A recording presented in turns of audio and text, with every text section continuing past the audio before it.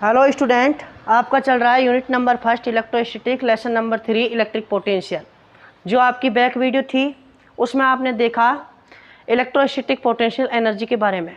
ठीक है, ये वीडियो रहेगा आपका, वो टॉपिक रहेगा work in rotation of electric dipole in electric field या यूनिफॉर्म इलेक्ट्रिक फील्ड। ठीक है, तो यानी कोई भी आपका यूनिफॉर्म इलेक्ट्रिक फील्ड है, क्या है यूनिफॉर्म इलेक्ट्रिक फील्ड है, उसमें आपका डाइपोल रखा हुआ है, कोई भी डाइपोल है उसको इलेक्ट्रिक फील्ड के अगेंस्ट क्या करना है, आपको रोटेशन करना है। ठीक है, उसको क्या करना है, रोटेट करना है। और रोटेट करने के ड्यूरेशन क्या होगा, वर्क डन करना पड़ेगा। वो वर्क डन क्या होगा आपका, वो आपका इस वीडियो में अपन देखेंगे। तो देखिए आपका यूनिफॉर्म इलेक्ट्रिक फील्ड मैं बनाता हूँ। यूनिफॉर्म इलेक्ट्रिक फील्ड क्या है, ये आपका यूनिफॉर्म इलेक्ट्रिक फील्ड,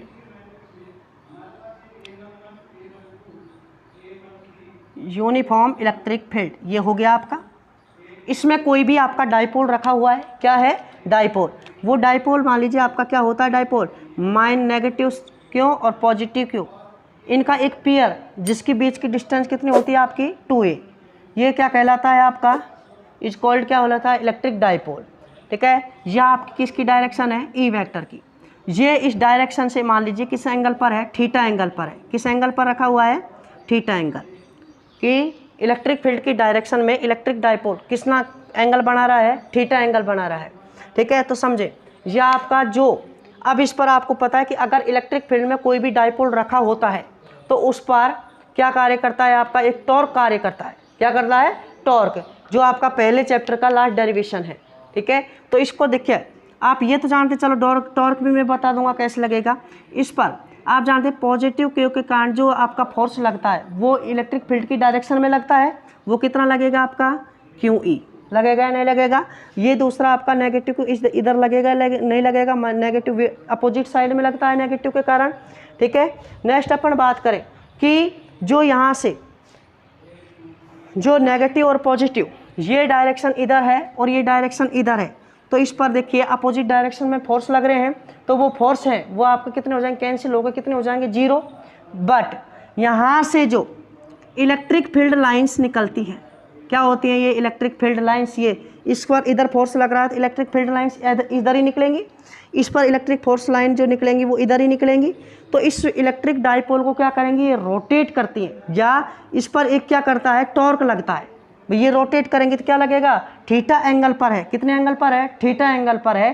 तो एक टॉर्क लगता है कि यूनिफॉर्म इलेक्ट्रिक फील्ड में अगर कोई इलेक्ट्रिक डाइपोल रखा हुआ है थीटा एंगल पर, तो उस पर क्या लगता है, टॉर्क लगता है। और टॉर्क क्या होता है आपका, पहली डेरिवेशन पहला चैप्टर में पी ई साइन थीटा, तो बराबर क्या होता है पी ई साइन थीटा। तो पहले तो इसकी कुछ यानी डिस्कशन लिख लेते हैं। Suppose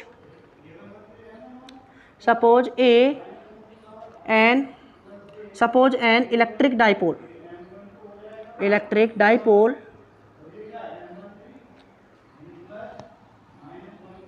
kept in uniform electric field and angle theta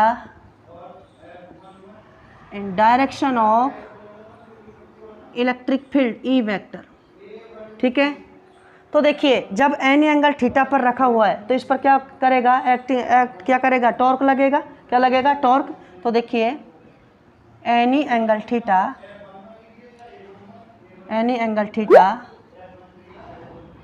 acting torque on electric dipole. तो थीटा एंगल पर जब रखा हुआ है तो उस पर क्या लगता है, टॉर्क लगेगा। और वो टॉर्क क्या होगा आपका, देखिए यहाँ से टाउ वेक्टर बराबर पहले डेरिवेशन क्या होता है, यहाँ से क्या हो जाएगा आपका P vector cross E vector. ये क्या होता है डाइपोल मोमेंट, और ये क्या होता है आपका इलेक्ट्रिक फील्ड। ये क्या होता है आपका, यहाँ से क्रॉस मल्टीप्लाई होता है, क्रॉस आता है तो क्या लेते हैं साइन थीटा। तो यहाँ से ये पहले चैप्टर का डेरिवेशन है, टॉ बराबर P cross E vector.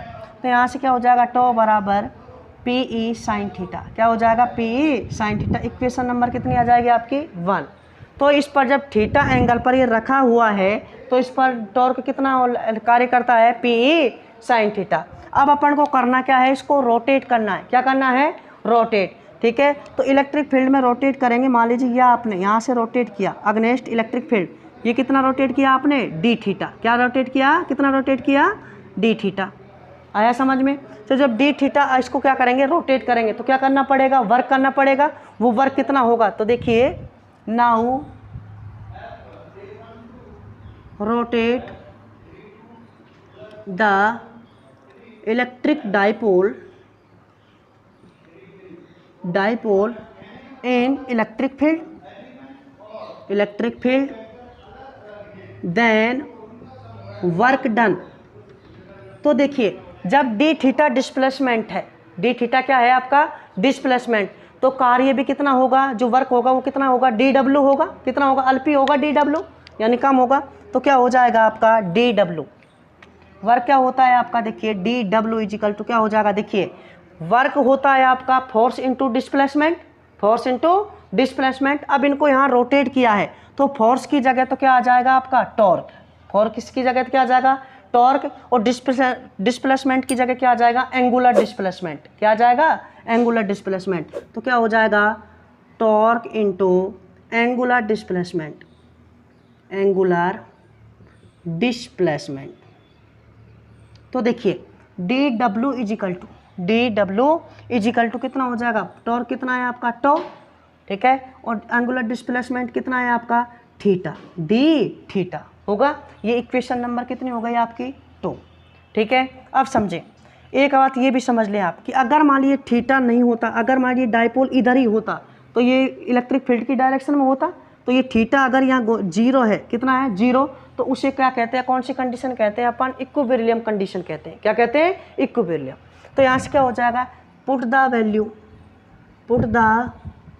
Value of tau in equation 2 from equation 1।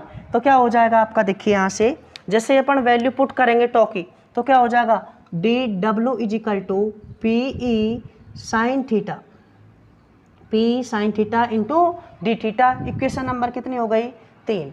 अब ये तो किया आपने डिस्प्लेसमेंट, क्या किया आपने, डी थीटा, एंगुलर डिस्प्लेसमेंट कितना किया है, डी थीटा। बट अब क्या करना है आपको कि जो डी थीटा एंगुलर डिस्प्लेसमेंट है वो ना करके, अगर मान लीजिए आपको घुमाना है यहाँ से, मान लीजिए यहाँ थीटा 1 है और यहाँ से कितना रोटेट करना है, थीटा 2 रोटेट करना है। थीटा 1 से कहाँ रोटेट करना है, थीटा 2। तो टोटल वर्क डन कितना होगा, तो इसके लिए टोटल निकालने के लिए क्या कर देंगे अपन, इंटीग्रेशन। क्या कर देंगे, इंटीग्रेशन। तो देखिए when the electric dipole rotate theta 1 to theta 2 in electric field, then total work done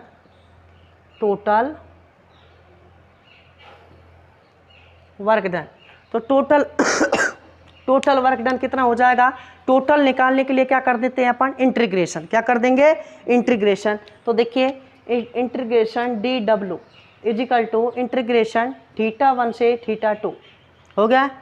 तो यहाँ से कितना हो जाएगा आपका, P E sine theta D theta, P E sine theta D theta. तो देखिए यहाँ से W is equal to integration, P E तो कहाँ जाएगा आपका बाहर, यहाँ क्या हो जाएगा थीटा 1 से थीटा 2, ये क्या हो जाएगा साइन थीटा डी थीटा। और साइन थीटा का इंटीग्रेशन कितना होता है आपका, साइन थीटा का इंटीग्रेशन होता है माइनस कॉस थीटा। कितना होता है, माइनस कॉस थीटा। तो रखिए वैल्यू, डब्ल्यू इजिकल टू कितना हो जाएगा, P E 1 minus cos theta, ये को माइनस कॉस थीटा रख दिया यहाँ, थीटा 1 से थीटा 2, पहले अपर लिमिट फिर माइनस लोअर लिमिट करिए। डब्ल्यू इजिकल टू कितना हो जाएगा आपका यहाँ से P E minus cos theta 2 minus cos theta 1, ठीक है। माइनस माइनस क्या हो जाएगा आपका प्लस, तो पहले पॉजिटिव वाले को लिख लीजिए, P E cos theta 1 minus theta 2। ये क्या आ गया आपका, टोटल वर्क डन। क्या आ गया, टोटल वर्क डन। जब थीटा 1 से क्या हो जाएगा थीटा 2 तक, टोटल वर्क डन क्या हो जाएगा आपका, जब कोई भी डाइपोल को थीटा 1 से कहाँ रोटेट किया जाए, थीटा 2। ठीक है, कोई भी एंगल θ1 लिया है, फिर कोई भी एंगल क्या लिया है अपने θ2। अगर मान ली θ1 कितनी डिग्री है, 0 डिग्री, कितने 0, तो यानी इफ θ1 = 0, ठीक है, इसे कौन सी कंडीशन कहेंगे अपन, इक्विलिब्रियम कंडीशन, ठीक है। और θ2 = कहाँ तक, θ तक, यानी इक्विलिब्रियम कंडीशन से कहाँ तक, θ एंगल तक रोटेट किया जाए, तब कितना हो जाएगा, देखिए W = PE cos 0 - cos θ, ठीक है। तो cos यहाँ से 0 की वैल्यू कितनी होती है 1, तो फाइनल क्या आ जाएगा आपका बताइए, W = कितना हो जाएगा, PE 1 - cos θ। ये क्या है आपका कि इक्विलिब्रियम कंडीशन से θ एंगल तक रोटेट करने में कितना वर्क डन होगा, वो वर्क डन कितना आया, W = PE ब्रैकेट 1 - cos θ। देखिए फिर से समझ ले कोई भी डाइपोल है वो यूनिफॉर्म इलेक्ट्रिक फील्ड में आपका रखा हुआ है, इस यानी ये कितने एंगल पर रखा है, θ एंगल पर। जब ये θ एंगल पर रखा है तो इस पर टॉर्क क्या होगा, प्रोड्यूस होगा, टॉर्क कितना होगा, PE sin θ। अब अगेंस्ट इलेक्ट्रिक फील्ड कितना एंगुलर डिस्प्लेसमेंट करना है, dθ। तो यहाँ से dθ एंगुलर डिस्प्लेसमेंट करने में क्या करना पड़ेगा, वर्क करना पड़ेगा, वो वर्क कितना हो जाएगा, टॉर्क इंटू एंगुलर डिस्प्लेसमेंट। तो W = क्या हो जाएगा, टाउ dθ, ठीक है। तो यहाँ टो बराबर क्या हो गया, PE sin θ dθ। अब आपको क्या करना है, मान लीजिए ये तो था एंगुलर डिस्प्लेसमेंट स्मॉल था dθ, बट आपको θ1 to θ2 क्या करना है, आपको रोटेट करना है। तो θ when the dipole electric rotate θ1 to θ2 then total work done कितना हो जाएगा, इंटीग्रेशन कर देंगे। इंटीग्रेशन जैसे ही अपन इंटीग्रेशन करेंगे तो dW का क्या हो जाएगा, W PE कहाँ जाएगा बाहर, θ1 to θ2 sin θ dθ। और sin θ का जो इंटीग्रेशन वो क्या होता है, माइनस cos θ। जैसे माइनस cos θ रख देंगे, पहले अपर लिमिट फिर माइनस लोअर लिमिट रखेंगे, तो वहाँ से क्या आएगा, W = PE bracket cos θ1 - cos θ2। अब ये कंडीशन क्या है कि ये तो थी θ1 कंडीशन थी, अगर मान लीजिए अपन इक्विलिब्रियम कंडीशन ले, ठीक है, यानी स्टेबिलिटी कंडीशन ले, तो θ1 कितना होगा 0 और θ2 कितना मान लिया अपन ने θ। तो cos 0 की वैल्यू कितनी होगी 1, तो W = कितना हो जाएगा, PE 1 - cos θ। ये है कि जब अपन साम्य अवस्था से यानी इक्विलिब्रियम पोजीशन से कि θ एंगल तक क्या करें, उसे रोटेट करें, ये क्या हो जाएगा, टोटल वर्क डन हो जाएगा। अगर मान ली केस स्टडी करें, ये क्या आया आपका, W = PE 1 - cos θ। पहला केस पढ़े अपन, केस फर्स्ट, यदि यानी इफ θ = 0 कितना हो, θ = 0, तो यानी कितना हो जाएगा, W = PE 1 - cos कितना रख दिया 0, और cos 0 की वैल्यू कितनी होती है 1, 1 - 1 कितना हो जाएगा 0। यानी ये इस कंडीशन पे ही था, और वापस जब θ1 भी कितना है 0 और θ2 भी कितना है आपका 0, तो कहीं ले गए इसको रोटेट किया नहीं, तो जब रोटेट ही नहीं किया तो वर्क डन कितना आया आपका 0। नेक्स्ट कंडीशन की बात करें, case number 2। Case number 2, if θ = 90 degree, θ = 90 और cos 90 कितना होता है वैल्यू 0, यानी यहाँ से यहाँ तक घुमाया है, ठीक है। तो कितना हो जाएगा आपका, W = P 1 - cos 90, और cos 90 का मान कितना है 0, 1 - 0 1, तो कितना आ जाएगा आपका P, कितना आ जाएगा PE। और नेक्स्ट आप बात करें θ बराबर, केस नंबर 3, केस नंबर 3 की बात करें, θ बराबर 180, θ बराबर 180, cos 180 की वैल्यू कितनी होती है बताइए, -1, कितनी होती है -1, तो कितना हो जाएगा यहाँ से W = PE 1 - और -1, माइनस क्या हो जाएगा प्लस, तो W = कितना हो जाएगा 2P। ये तीनों केस फर्स्ट में क्या है, θ = 0 तो वर्क डन 0, θ = 90 तो वर्क डन PE, θ = 180 तो कितना हो जाएगा 2PE। तो ये आपका था कि कोई भी इलेक्ट्रिक फील्ड में क्या रखा हुआ है आपका, इलेक्ट्रिक डाइपोल रखा है, उसको रोटेट करना है आपको। तो रोटेट करने के ड्यूरेशन क्या होगा, वर्क डन होगा, वो वर्क डन कितना होगा, W = PE 1 - cos θ। ये होगा, ध्यान रखना, क्योंकि θ1 इक्विलिब्रियम कंडीशन ली तो θ1 कितना हो गया आपका 0 हो गया, कितना हो गया 0, तो W = PE 1 - cos θ आएगा, ठीक है, W = PE 1 - cos θ, ठीक है। और ये केस स्टडी करेंगे, क्या करिए अपन ने केस स्टडी करी, तो केस स्टडी में क्या है, θ = 0, θ = 90, θ = 180, ठीक है। तो बिल्कुल कुछ भी सिंपल सा फंडा है कि यूनिफॉर्म इलेक्ट्रिक फील्ड में डाइपोल रखा है तो उस पर टॉर्क प्रोड्यूस होगा, टॉर्क कार्य करेगा। तो टॉर्क कितना होगा आपका पी साइन थीटा, फिर एंगुलर डिस्प्लेसमेंट डी थीटा लेना है। तो यहाँ से क्या आ जाएगा, वर्क डन आ जाएगा, टॉर्क इंटू डिस्प्लेसमेंट, ठीक है। फिर आपको डी थीटा डिस्प्लेसमेंट वैल्यू रखेंगे तो डी डब्ल्यू इजिकल टू क्या आ जाएगा, P sign theta into D theta. फिर अपन को टोटल वर्क डन करना है, मान लीजिए थीटा 1 से थीटा 2 रोटेट करना है। तो टोटल वर्क डन करने के लिए क्या कर देते हैं अपन, इंटीग्रेशन। तो इंटीग्रेशन करेंगे तो डी डब्ल्यू का क्या हो जाएगा, डब्ल्यू इंटीग्रेशन पी बाहर आ जाएगा, इंटीग्रेशन थीटा 1 से theta 2 sign theta D theta. Sine theta का इंटीग्रेशन कितना होता है, माइनस कॉस थीटा। जैसे ही माइनस कॉस थीटा रखेंगे फिर अपर लिमिट माइनस है, लोअर लिमिट रखेंगे तो यहाँ से W is equal to P bracket cos theta 1 minus cos theta 2 आ जाएगा। ये तो थीटा 1 से थीटा 2 था।